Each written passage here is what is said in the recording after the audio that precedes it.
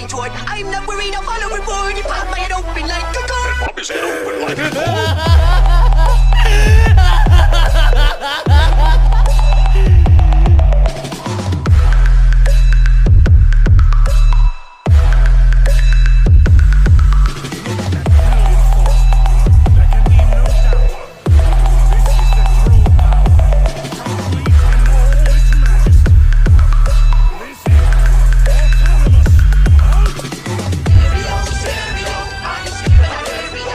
इस एपिसोड की स्टार्टिंग काफ़ी वियर्ड तरीके से होती है। यहाँ पर हम देखते हैं गोकू, वेजिटा, बारडॉक, रेडिट्स इन कैरेक्टर्स को और उनके साथ ग्रेनोला भी होता है। इस पॉइंट पर यूनिवर्स 7 और यूनिवर्स 6 इन दोनों के बीच टूर्नामेंट स्टार्ट होने वाला है और इस पॉइंट पर जो बारडॉक है उसकी स्ट्रेंथ है ऑलमोस्ट सुपर सैयन ब्लू के लेवल पर। गोकू और वेजिटा ये लोग मास्टर अल्ट्रा इंस्टिंक्ट के लेवल की स्ट्रेंथ को अचीव कर चुके हैं पास्ट में, पर यहाँ पर ब्रोली हमें कहीं भी देखने को नहीं मिलता। यूनिवर्स 6 और यूनिवर्स 7 इन दोनों का टूर्नामेंट जैसा आगे बढ़ना चाहिए था वैसा ही आगे बढ़ता है, पर इस टाइमलाइन के अंदर गोकू हिट को टेक डाउन करने में कामयाब हो जाता है क्योंकि गोकू की जो स्ट्रेंथ है वो हिट से काफ़ी ज़्यादा है। यूनिवर्स 6 और यूनिवर्स 7 इन दोनों के बीच जो टूर्नामेंट होता है उसके अंदर थोड़े बहुत ही चेंजेस होते हैं, पर यहाँ पर कुछ चीज़ें काफ़ी ज़्यादा सिमिलर होती है, जैसे कि गोकू और हिट इन दोनों की बैटल।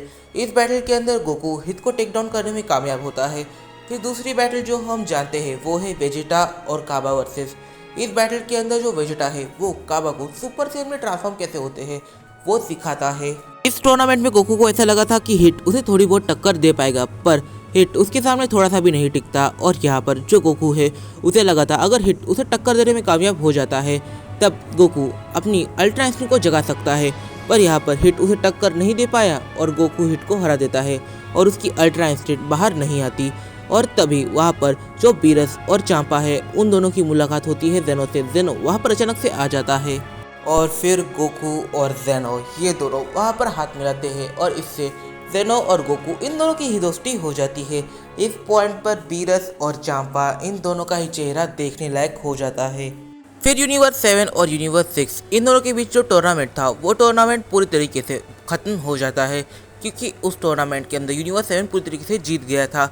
जब यूनिवर्स 7 जीतता है तब वो सुपर ड्रैगन बॉल की विश का यूज़ करता है और यह यूज़ होता ये है कि वो यूनिवर्स 6 की प्लेनेट अर्थ को रिवाइव कर देता है। इस टूर्नामेंट को बीते कुछ दिन हो जाते हैं और फिर एक ऐसा टाइम आता है जब गोहान अचानक से गायब हो जाता है। गोहान कहाँ पर चले जाता है इसके बारे में किसी को भी नहीं पता। बीरस वीस यहाँ पर कोई भी इस चीज़ का पता नहीं लगा पा रहा था कि आखिर गोहान गया कहाँ पर, क्योंकि वो यूनिवर्स 7 में तो बिल्कुल भी नहीं था। इस पॉइंट पर गोकू अपने बेटे गोहान को काफ़ी ज़्यादा ढूंढता है पर उसे गोहान आखिर तक नहीं मिलता और फिर आखिरी फैसला वो ये लेता है कि जब उसकी जेनो से काफ़ी अच्छे से फ्रेंडशिप हो जाएगी तब वो ये सवाल ग्रैंड प्रिंस से करेगा और हो सकता है जेनो ग्रैंड प्रिंस को ये ऑर्डर दे कि वो गोकू के बेटे गोहान को ढूंढ दे। इस पॉइंट पर गोकू के लिए गोहान को ढूंढना काफ़ी ज़्यादा इंपॉर्टेंट बन गया था। अभी यहाँ पर एंट्री होती है फ्यूचर टाइमलाइन से माई और ट्रंक्स इन दो कैरेक्टर्स की। इस पॉइंट पर गोकू और वेजिटा इन दोनों को जैसे ही ये पता चलता है कि माई और ट्रंक्स ये दोनों प्लैनेट अर्थ पर आ चुके हैं, वैसे ही जो गोकू वेजिटा प्लैनेट बीरस पर ट्रेनिंग कर रहे थे वो एकदम से प्लैनेट अर्थ पर टेलीपोर्ट करते हैं। फिर जब गोकू और वेजिटा ये दोनों पास्ट टाइमलाइन में जाते हैं तब उनकी मुलाकात होती है गोकू ब्लैक से। इस पॉइंट पर जो गोकू ब्लैक नाम का ये जो कैरेक्टर है ये जो पास्ट वाला गोकू ब्लैक था जिससे ये लोग पहले मिल चुके थे उससे काफ़ी ज़्यादा डिफरेंट है। ये फिजिकली काफ़ी ज़्यादा पावरफुल है, साथ ही में ये काफ़ी ज़्यादा ड्यूरेबल है और ये जिस गोकू से जो गोकू वेजिटा लड़ चुके हैं उस गोकू ब्लैक से ये काफ़ी ज़्यादा पावरफुल है। इस पॉइंट पर जो गोकू वेजिटा है वो गोकू ब्लैक से भिड़ने के लिए आगे बढ़ने वाले होते हैं, पर हर बार की तरह वेजिटा इस पॉइंट पर गोकू से कहता है चलो रॉक पेपर सीजर करते हैं और इस रॉक पेपर सीजर में फाइनली वेजिटा जीत जाता है। जब वेजिटा जीतता है तब वो एकदम से ब्लैक के ऊपर अटैक कर देता है। यहाँ पर जो ब्लैक और वेजिटा है इन दोनों की बैटल स्टार्ट हो जाती है। अब गोकू इन दोनों की बैटल को एक जगह बैठकर देख रहा था और फिर फाइनली गोकू ब्लैक आखिर उसकी स्ट्रेंथ को दिखाना स्टार्ट करता है और इन दोनों की एक अल्टीमेट पावर वाली बैटल स्टार्ट हो जाती है। गोकू ब्लैक इस पॉइंट पर वेजिटा से कहता है तो वेजिटा, तो जब मैंने गोकू की मेमोरी को देखा था तब मैं देखा था कि तुम उसकी मेमोरी में काफ़ी ज़्यादा इंपॉर्टेंट रोल रखते हो, उसके काफ़ी अच्छे दोस्त हो ना तुम उसकी काफ़ी ज़्यादा टेक्निक्स को शायद से जानते भी होगे। इस पॉइंट पर वेजिटा एक कॉन्फिडेंट जैसा पंच मार लेता है और उसे गोकू ब्लैक के ठीक चेहरे पर मारता है। इससे गोकू ब्लैक काफ़ी ज़्यादा दूर जाकर गिरता है। इस मोड़ पर जो वेजिटा है वो गोकू ब्लैक से कहता है, तुम्हें क्या लगता है क्लाउन, मैं उससे वीक हूँ? बिल्कुल भी नहीं, मैं स्ट्रेंथ में कहीं ना कहीं उसके लेवल पर हूँ या फिर उससे ज़्यादा पावरफुल हूँ। और रही बात उसकी टेक्निक्स की, तो मैं उसकी टेक्निक्स को काफ़ी अच्छे जान भी चुका हूँ और साथ ही में उसकी टेक्निक को अपना ही बना चुका हूँ। और फिर वेजिटा एकदम से अपने माथे पर 2 उंगलियाँ रखता है। इस पॉइंट पर वो एकदम से गोकू ब्लैक के सामने आकर टेलीपोर्ट करता है। यहाँ पर जो गोकू ब्लैक है वो एक काफ़ी पावरफुल पंच वेजिटा को मारने जाता है, पर वेजिटा उसके उस पंच को पकड़ लेता है। और यहाँ पर वेजिटा कहता है, ज़ामासु, हो सकता है तुमने उस क्लाउन की बॉडी को अपना बना लिया है, पर ये बॉडी अब भी कैसे काम करती है ये तुम्हें बिल्कुल भी नहीं पता। ये मैं काफ़ी अच्छे से जानता हूँ और मैं इस चीज़ का फ़ायदा उठा सकता हूँ। इस पॉइंट पर गोकू ब्लैक एकदम से ट्रांसफॉर्म करता है और अपनी सुपर सैयन रोज ट्रांसफॉर्मेशन में चले जाता है।